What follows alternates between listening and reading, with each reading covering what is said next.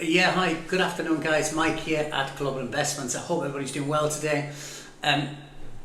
Guys, today I just want to talk about borrowing money, leveraging, and why, if you've got cash available, is it a good idea, and you've bought a house cash, why it's a good idea to leverage and take that money out. I'm sure you've heard the saying before, you know, I've rolled that money, I've taken the money and I've used it again to buy a second house, leveraged, buy a third, a fourth, and so on. And that's kind of how people buy property portfolios.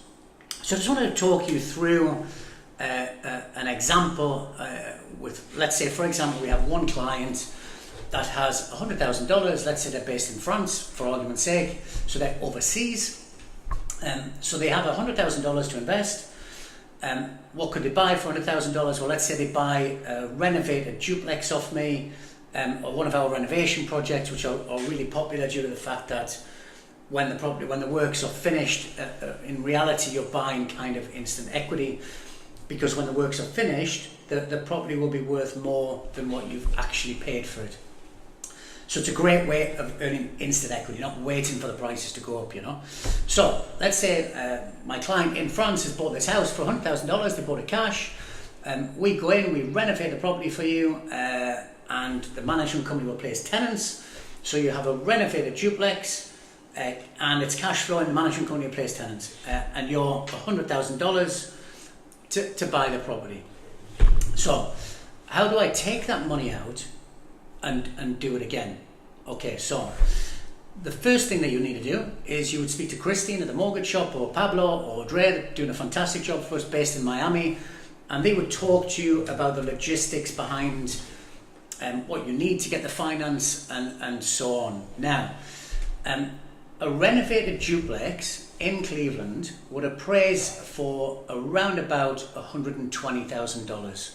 Maybe a little bit more depending on the neighborhood and the location and the condition and so on. But let's say, for argument's sake, again, the property appraises for $120,000.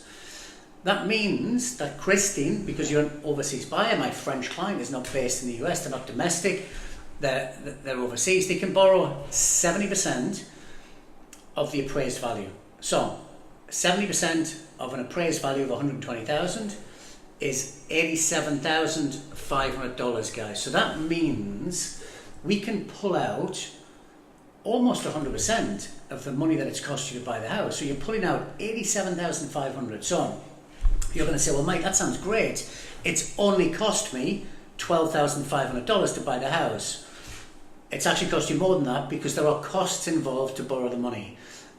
You'd have around about $5,000 in legal costs, obviously Christine's costs as well, and underwriting fees. So after you've leveraged and took the money out, so you take your $87,500, so it costs you $12,500 plus Christine's costs of $5,000, so you have a total down the bottom here of $17,500. So you have a cash flowing renovated duplex in Cleveland, and it's cost you $17,500. Okay, so we have $87,500 now in the bank, so we can go again. So again, you see where the phrase rolling the money comes from. So we started with $100,000, we're down to $87,500, but we have a house, cash flowing, giving us an income, a residual passive income. So we can take that $87,500. Now, what I don't want to do here, guys, I don't want to add money to it. So I'm starting with that original $100,000, and I don't want to add anything to it. So we're sticking with that $100,000. So we can't buy another duplex. So what do we buy?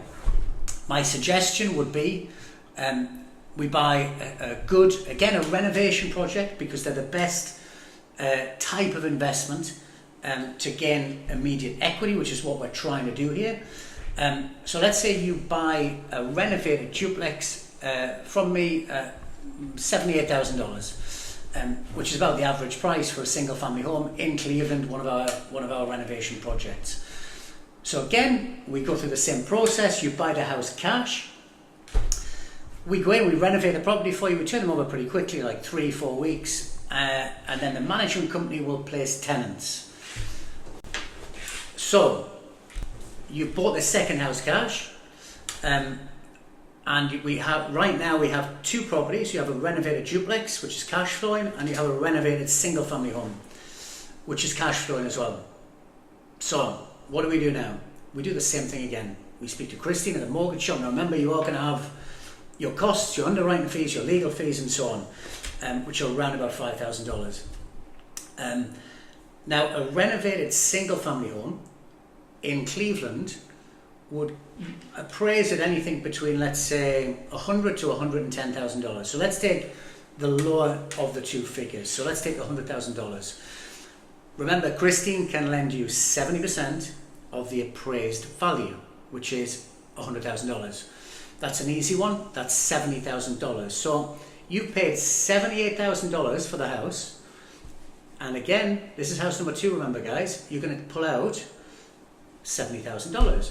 So it's cost you initial money in, $8,000, which is the money that's left over after you take the 70, plus Christine's fees of $5,000. So house number 2 is going to cost you all in, cash in, all your fees, all your costs. It's going to be 8 plus 5 is 13. 13, I have to think about that for a second. So house number 1 has cost you all in $17,500, and house number 2 all in $13,000. So that's both houses. You have 2 renovated properties in Cleveland or in Detroit. Take it in Detroit if you want. Cash flowing, and all it's cost you. You started with $100,000, and all it's cost you now is $30,500, and you own 2 properties. Now we could go again and again with the money that you've got left over, but let's leave it at that for now.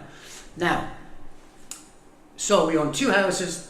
Your cash in is $30,500. Now let's look at the running costs, because remember, guys, we have to look at the mortgages. How much is the mortgage going to cost me, Mike? What are my running costs? What's my tax? What's my insurance? What's my management?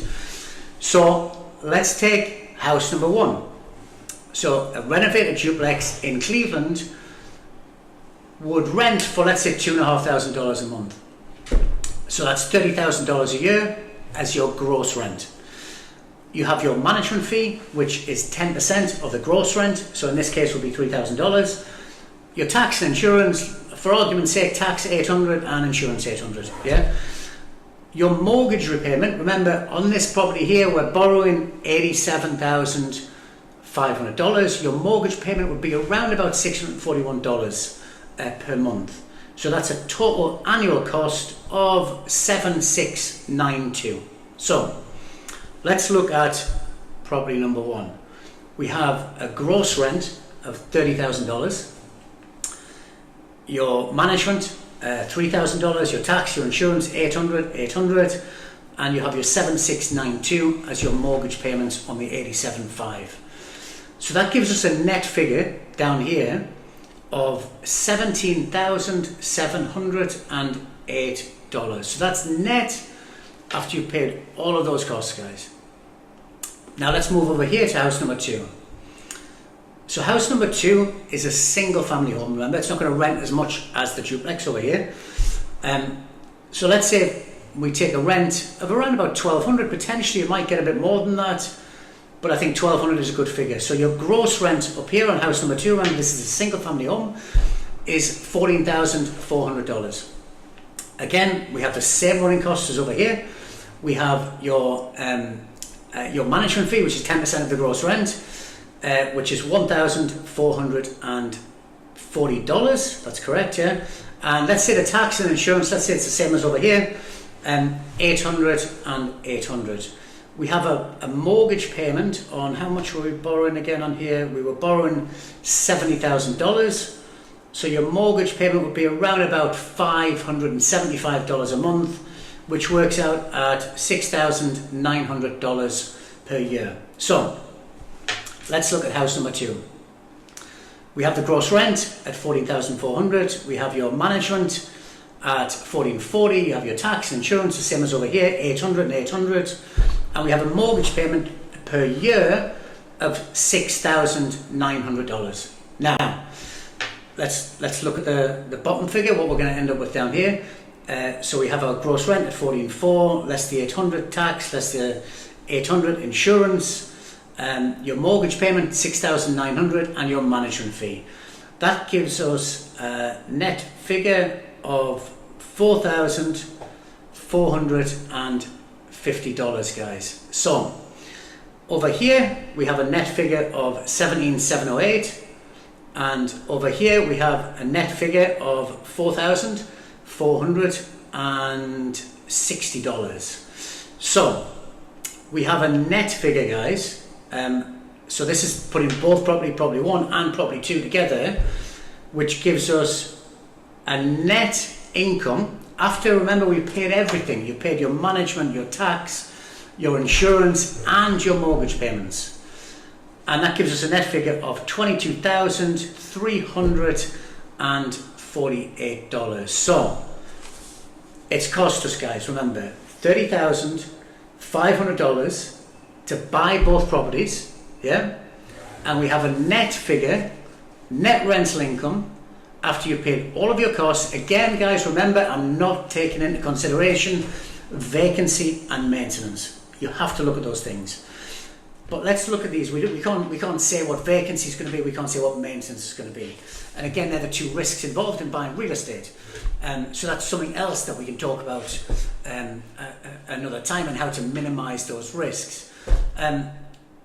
But again, if we look at the sorry, I'm lost myself a little bit there. If we look at the what it's cost you, which is the $30,500, and your net figure of 22,348, that gives you a return on your cash in of 73% on your money. That's right, 73%. And that might sound crazy, because where can you earn 73% on your money? Well, even if you take off, I don't know, 15, 20, 25% for vacancy or maintenance, you're still making 50% on your money. So that is the reason why, leveraging, borrowing money, using other people's money is a great thing. And it allows your initial investment. Remember, you could buy one house and you could pay $100,000 for it. And if you look at your net return would be, let's say, this is a really good example, guys. So your net return would be, let's say, $30,000 less the $1,600, which is your tax and insurance. I'm talking about a cash purchase here, and less so you'd be looking at around about 25% return. So by leveraging and borrowing the money, you buy cash, you earn 25%. You leverage, you buy a second house, you've got a lot less money in. Remember, guys, you've still got a $70,000 pot or $65,000, $69,000 pot here of money that you can go again. So instead of earning 25% buying a cash, you earn 50% by borrowing and using the bank's money. So, guys, I hope that makes sense. It can sound complicated, but it's not really. You do the numbers, you do the maths, and it's a great way of building wealth. So I'm going to leave that with you guys. Again, I hope it helped. We've got a fantastic in-house finance department with Christine at the mortgage shop. And if you'd like to talk to us about it or talk to Christine about it, drop us a text, give us a call. We've got some great inventory this week in both Cleveland and Detroit. Remember, our renovation projects, if this is what you're looking at doing, our renovation projects are a great way of building equity. So I'll leave that with you guys. Like I said, I'm going to stick the website above, our Facebook, Instagram. Drop us a text, give us a call, and you guys have a great day.